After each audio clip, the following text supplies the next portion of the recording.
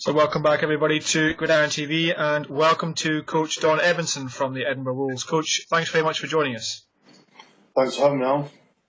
First of all, congratulations on making it to BritBowl. How are you and the team feeling? Feel great after 9 seasons in charge. It's great to get there, but we've not won nothing yet, so still concentrating, make sure we go down there, do the best we can to get the win. Absolutely, like you said, you still got that game ahead of you, but so far you've had a pretty impressive season and a very tough playoffs. But we'll go to the season first. Tell us a little bit about, first of all, what the team was looking like at the beginning of the year and what your messages were to the guys at the start of the season. Well, we had camp this year at the Mercus Castle High School, and I thought that prepared us really well, but we come out the blocks in our first game after a great camp, and we played really badly against Glasgow Tigers and won 6-0. We then went and lost the next 2 games on the bench to Clyde Valley and West Coast. Both of them were, the West Coast game was a squeaker. We lost by 1 touchdown, 39-46, and the Clyde Valley game, that hinged on a call that the referees got wrong, which they later admitted to, so fair enough. But both were tight games, and it really put us in a downer when we lost the games, because our plan was to go 10-0. That was what the goal was at the start of the season, was to get 10-0 to guarantee home field advantage. Yeah, and you mentioned that home field advantage, and that's critical, and it really tested you in the playoffs by not having that.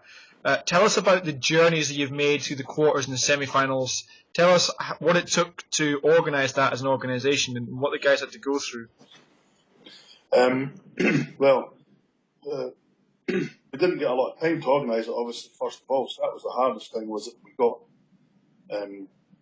with a week to go, there was a possibility of being at 3 different teams, and it wasn't until about 7 o'clock at night the week before that we knew we were going, so we had 1 week to organise most of our travel schedules, because there was other games getting played. Although we weren't playing, there was other games still to be played that had a ramification on possibly first and second place. At one point we were looking, the Trojans could have beat Clyde Valley and we could have won the division, and we could have been number 4 and stayed at home.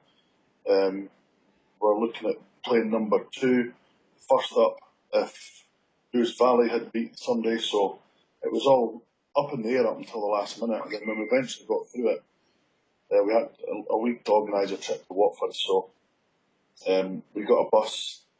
Only took 33 players, I think. We had to have an overnight stay. We stayed in Northampton, so we had to organise hotels, overnight stay. It wasn't easy, but we got it done. The guys showed the commitment to the team and to the playoffs, so we got it done, but it was hard work. The game against Southampton, Solent around Southampton, that was even harder because that fell on the weekend of the Dublin game, with the NCAA game at Penn State and UCF in Dublin, which me and a couple other guys had booked up over a year ago. So we had people flying from Glasgow, people flying from Edinburgh, 1 guy in a ferry, guys in a car, and myself and our coach travelled from Dublin and flew from Dublin to Southampton. So it was a logistical nightmare. Again, we took a small squad down just due to the fact it was late. People couldn't get a week's notice to get time off their work. So we went down with 33 guys, I think. And it was extremely, extremely hard. Solent were very good to us, though. They arranged us to have a kick-off delayed due to a flight getting delayed at Edinburgh, so they done as much as they could to help us, and we didn't kick off till 3 o'clock. Then we had a mad dash to get back to the airport for a connecting flights home, so it was worth it in the end, but it was really, really quite a lot of work. Not what you want to do.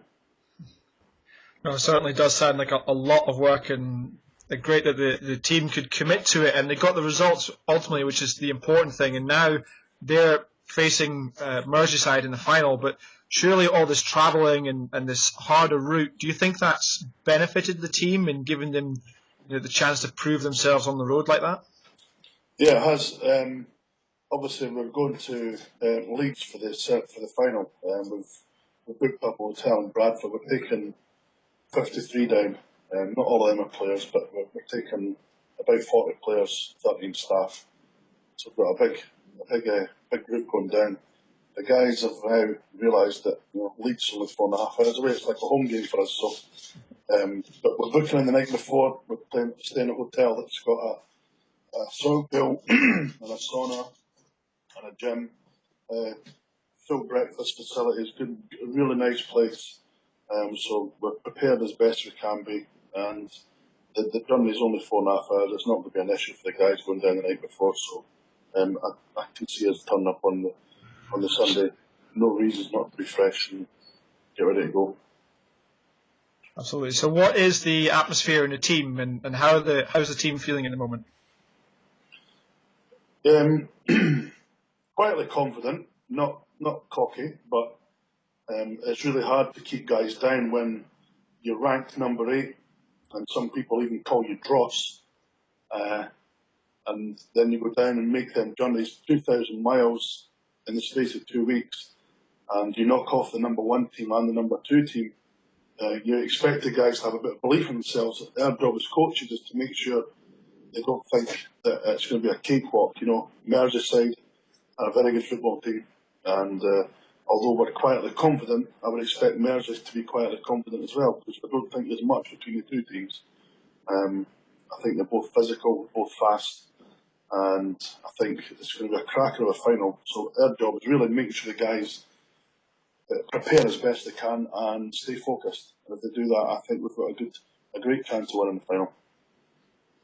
It really is looking to be a great final, and 2 teams that have had a lot of fans following them, actually. So what do you say to your fans as they're watching this just now, and as they're going to be following you through this week, and also ultimately trying to find out what's going on at the final? What kind of message do you pass on to your fans for this season? We've got a lot of fans coming down to the game, so they're making a massive commitment coming down. They don't want to just support us at home, but they're coming down to the final. We bring a lot of guys down.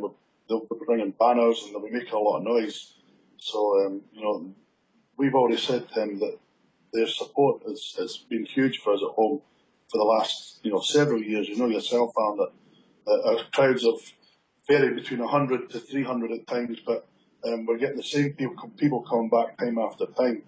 A funny thing about the fans was we were down at Watford, and there was a guy standing watching the game, and the whole team noticed him. He was in the back of our end zone, and went down to Southampton a week later, and the same guys in the end zone again standing watching. We went to the airport at Heathrow at night, checked in, got on a plane, and the guy's sitting in front of us, 3 rows in front. So I went across and spoke to him and asked him, I seen you down at Watford, and you at Watford last week in Southampton. He goes, yeah. And he's just a fan. He comes to the home games, and he flew down himself to come and watch the 2 playoff games. So he's actually coming with us on the team bus for the final, and his staying was at the team hotel, just as a sort of a little thing. It's an appreciation for the guy he's went above and beyond as far as fans go. So he's coming down with us, and we've got good fans like that, and we just hope that we can give them the final they want as well. The team wants to win. The players are desperate for the win, and for all the people that played and coached before, in the short history of the team, it's a big thing. But as well, the fans want to see it as well. So we're doing our best to make sure the fans get the win as well. Well, no doubt it's going to be a fantastic game, and with such committed fans like that, you're going to have a big support. So good luck for the day, and thanks very much for joining us. Thanks a lot, Alan. Catch you later on. Cheers.